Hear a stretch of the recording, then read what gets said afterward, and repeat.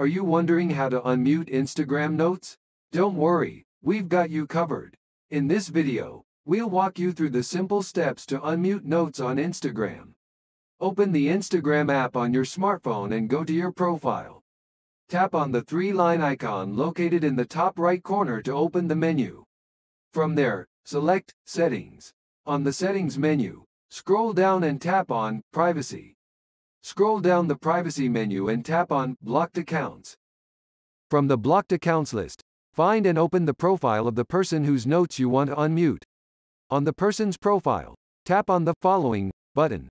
In the pop-up menu that appears, look for the Notes option and toggle it off to unmute. And there you have it.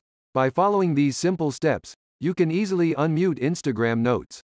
Now you'll be able to see and interact with the notes of the person you've unblocked. If you found this video helpful, don't forget to like and subscribe for more useful tutorials. Thank you for watching.